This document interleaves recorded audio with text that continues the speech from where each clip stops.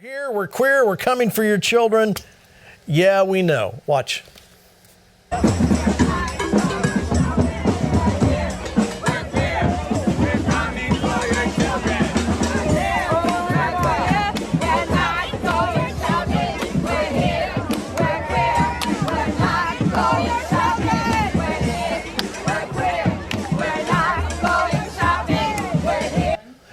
You know, Lance, you remember when we played that music video? It's probably been a year or so ago with the San Francisco Gay Choir, "We're Coming for Your Children."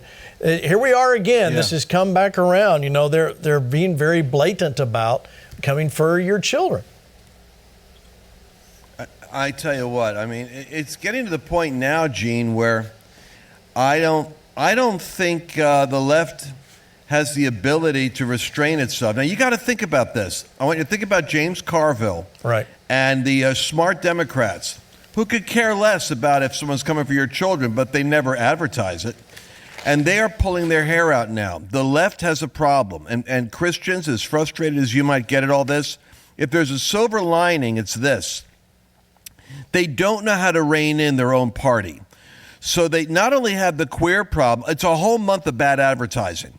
Then you've got the transgender issue. Over 70% of American parents, including independents, which is the big group Democrats worry about losing, they don't like the agenda of coming for their children.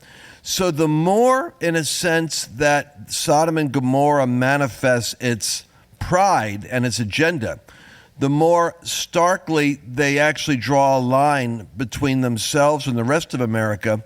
And now it really requires courageous and bold, principled leaders to speak up for the children. That's where the church has got to find its voice. The day of cowardice is gone because the culture doesn't have a conscience, right, unless the church becomes the conscience. Yeah, Pastor Hank, speak to that. The church does have to become the conscience. Absolutely. And to Lance's point, it's the job of us, the church, to help to establish what really is the measuring stick of morality according to God and biblical truth. And really what this Pride Month is, it's disgusting that the fact that it comes between Memorial Day and our Independence Day, July 4th, and Memorial Day only gets one day, July 4th only gets one day, and yet there are people that have absolutely lost their lives for our freedom, and yet these people get 30 days to display basically their arrogance and their pride, their sin, their perversion that says God is wrong, and they are independent and they're determined to show that God's wrong. But here's what they're really doing now. The true colors are beginning to show, and it's the job of the church to speak up and to tell the truth and to also expose the darkness and the evil that's going on. So here's what they're doing now. Now they're literally blatant rejecting Jesus Christ, Christianity, and they have really been bent on their new hero, Satan. And I don't know if you've seen some of those pictures, how they've been really taking on their worship of the devil. The second thing that they're doing is they're exploiting children. Now, Pastor Gene, my question to the FlashPoint Army and to those that are watching is, how come you can go to a movie and you can't even bring your kid into certain movies because of the ratings? Yet people are taking their children on the side of the road and exposing them to a form of pedophilia. And what's amazing to me is, where is the law enforcement? Aren't there laws that talks about indecent exposure? Aren't there laws in America that talks about what you can and cannot do to children? And it's almost as though they ignore it.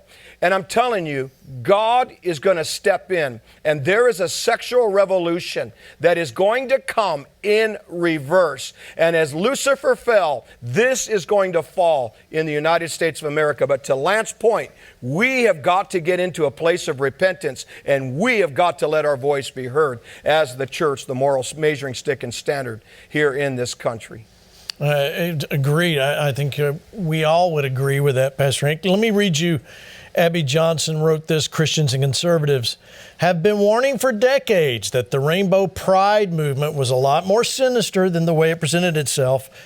We're now protecting our daughters from grown men in their bathrooms and having men ride bicycles naked in public. Awful. Well, it's why leadership truly does matter. People that don't pay attention to elections, they don't pay attention to getting involved, they aren't willing to go testify at a school board or at a legislative meeting because they think it won't have an impact. Has a huge impact on all of our lives. We have a man occupying the White House that has, literally paraded this stuff around at the White House, paraded around a man acting as a little girl, and said that we should allow men to go into girls' bathrooms. Not just said that we should allow that to happen, threatened every school district in the country, every community in America, that if you don't buy into all this and participate in this, we'll take away your lunch money. We'll take away funding from your schools. I mean, that's where these people are. That's the kind of leadership that is currently occupying the White House. But Biden, Biden, I can't believe I just called you that, Gene. But Gene, to Hank's point and to Lance's point, it is turning people around. The church is waking up. I just saw a poll, a Gallup poll they do every year, and it actually has dropped by 7%, a huge drop in Americans that approve of this stuff and are okay with this stuff. That's never happened in my life. It's gone the wrong direction my whole life because of all the entertainment agenda and everything they're doing to persuade Americans to buy into this stuff. For the first time in my life, it went the other direction, and big time, a 7% drop because they keep doing this. So I think actually that all the guests are right.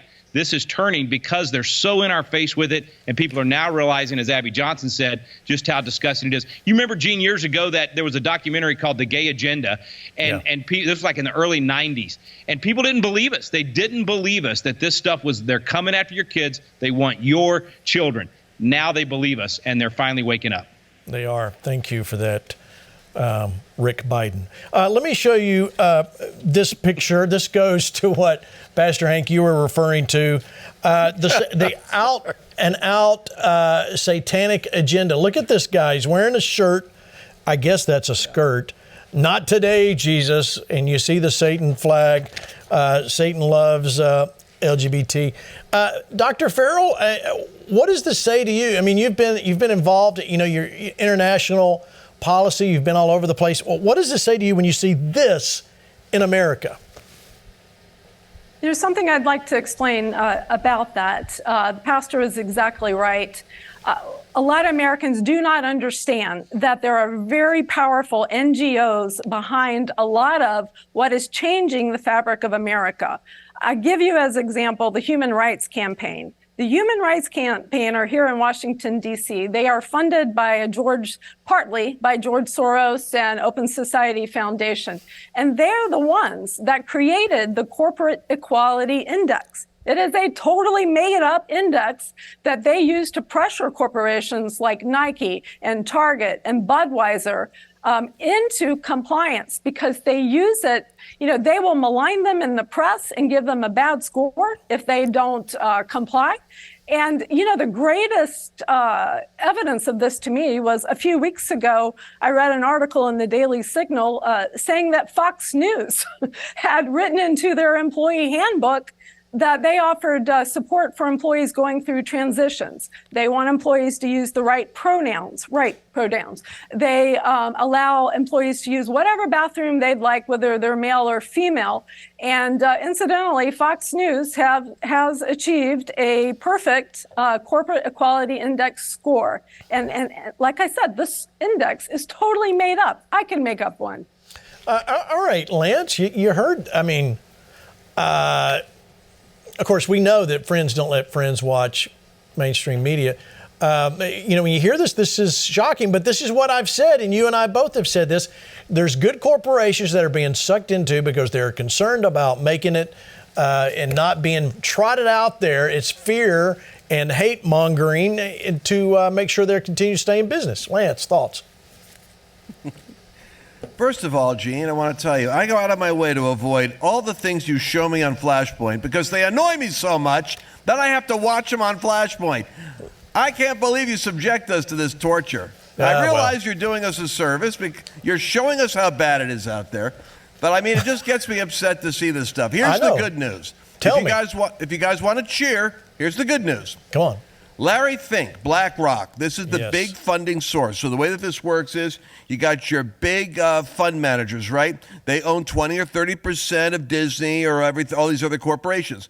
So when Larry Fink says, push the equity, push the gays, these corporations do it, even to their own hurt, because they get access to the funding and the endorsement and the other accolades of BlackRock and the investor community. Now, they're losing money. But somehow it works out for them because their largest stockholders are keeping them good with their ESG score. Now, here's the good news. A pushback has been happening. It's been from Bud Light. It's been from Target. It's gone to Larry Fink. There's the name, Larry Fink, CEO of BlackRock. And he has now come out and said that he's a little embarrassed about how things have gotten out of hand here with this ESG. He never meant it to be politicized, which is hilarious because he's using punishment and shame as a vehicle for controlling and changing behavior. And he said he wants to do it. But now he's looking at the consequences. So, right. Gene, here's the point. The people that fund, like this doctor said, you hear mentioned Soros and the Tides Foundation, the Rockefellers, and all the other ones. These billionaires fund the activists who somehow get the media attention with their goofy stuff. Right. I really do wish, and I call out our side, nobody wants to touch it because our side is afraid of appearing intolerant.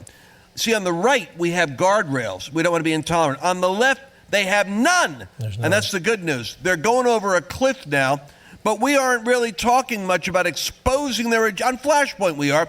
This should be thundered from all media outlets across the country. We're going to have to put our money into raising our voice. That's good. Yeah, you're absolutely right. And we've been saying it for a while, and that's exactly where we need to go.